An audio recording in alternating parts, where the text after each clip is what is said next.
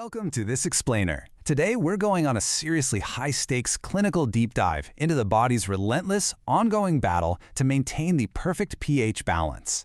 We are talking about the ultimate physiological tug-of-war. On one side, you've got acid-loading mechanisms pushing the body into a really dangerous state of acidity.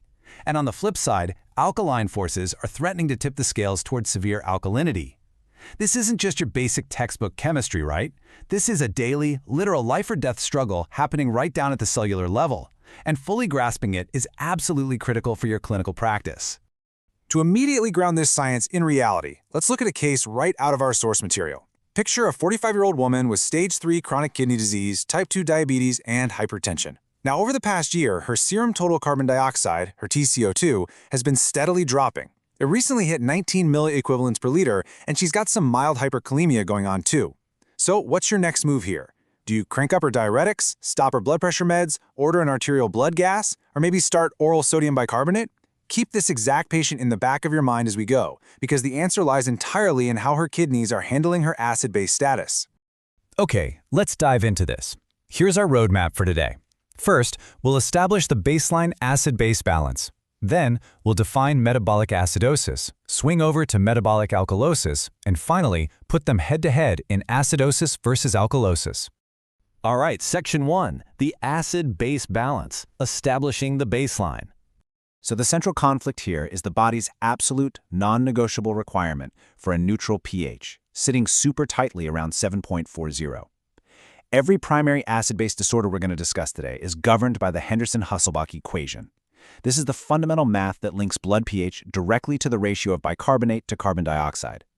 It helps to think of bicarbonate as the body's primary alkaline buffer, and carbon dioxide as the primary acidic component that's regulated by the lungs.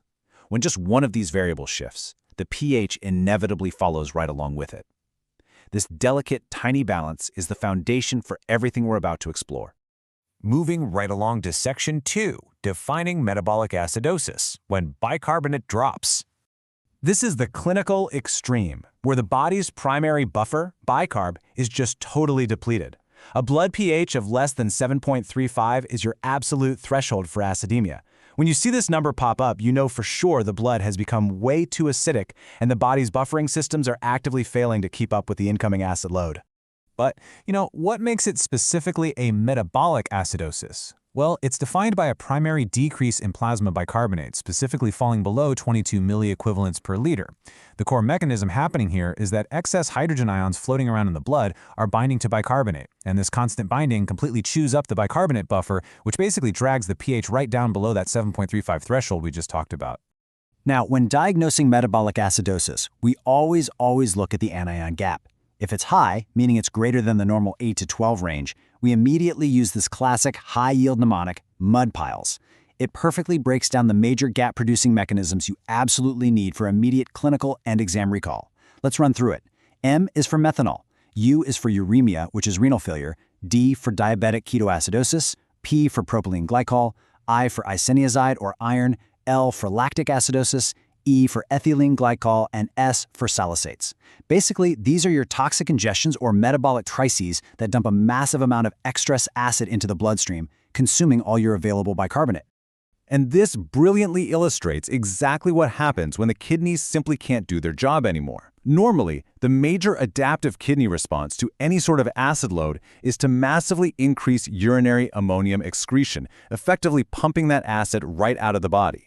But in patients with chronic kidney disease, those damaged kidneys fail to increase that ammonium excretion. Because they physically can't excrete the daily acid load, the acid is retained, the bicarbonate drops, and metabolic acidosis sets in. This is exactly what was happening to that 45-year-old patient from our hook. Her kidneys just couldn't excrete the acid, which caused her TCO2 to completely plummet.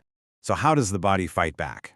The lungs step in to save the day. To compensate for that dropping bicarbonate, the body triggers hyperventilation. Clinically, standing at the hospital bed, you will see this as usmle breathing, these really deep, rapid, labored breaths. The patient is quite literally trying to blow off acidic carbon dioxide to fix the ratio back in that Henderson-Hasselbalch equation. And remember, we can calculate if this pulmonary compensation is actually adequate by using the Winter's formula. All right, Section 3. Defining metabolic alkalosis, when bicarbonate rises.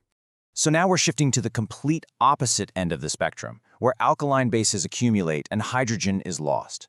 Alkalemia is clinically defined by a blood pH greater than 7.45. And listen, this severe alkalosis is no joke. According to the source material, when the pH climbs past 7.65, mortality rates can approach a staggering 80%.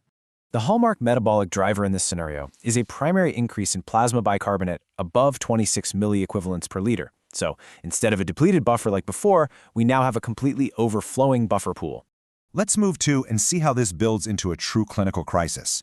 A really fascinating analogy for metabolic alkalosis is that it's always a two-part process. It requires a spark and it requires fuel. First up is generation. That's the spark. This is the initial gain of alkali or loss of acid, like what happens with severe vomiting or aggressive use of diuretics. But normally, healthy kidneys would just excrete that excess bicarbonate in a flash. Problem solved. So for alkalosis to stick around, you need step 2, maintenance. This is the fuel keeping the fire burning. Something has to actively impair the kidney's ability to excrete bicarbonate. And this impairment is usually driven by chloride depletion, severe hypokalemia, or a really contracted extracellular fluid volume. Because that maintenance phase relies so heavily on chloride, checking a spot urine chloride is the absolute key to solving this clinical puzzle. We classify alkalosis into 2 major buckets. First, you have chloride responsive, where urine chloride is less than 20. This tells us the body is desperately holding on to chloride because it's volume depleted, often from things like vomiting or previous diuretic use. The fix, you give them saline. Second, we have chloride resistant, where urine chloride is greater than 20. This means the volume is actually likely expanded and the kidneys are actively wasting chloride, which is often due to excess aldosterone, severe potassium deficiency, or genetic conditions like Bartter syndrome.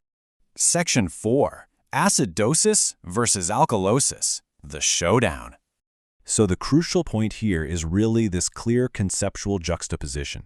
Metabolic acidosis is driven by either a massive gain of acid, like we see in DKA or lactic acidosis, or a massive loss of bicarbonate, like in severe diarrhea. Conversely, metabolic alkalosis is the exact mirror image. It's driven by a massive loss of acid, like you'd see in gastric vomiting, or a massive gain of bicarbonate.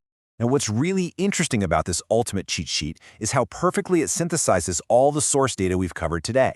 When you look at the primary changes in pH, they're down in acidosis and up in alkalosis. The lungs' compensatory response, hyperventilation to blow off CO2 in acidosis versus hypoventilation to retain CO2 in alkalosis.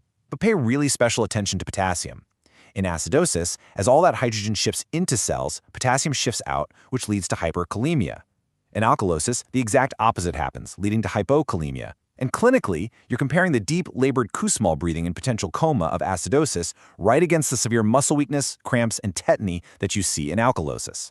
We've seen how delicate this balance truly is, which brings us to a critical final thought for you to take back to your studies or your practice.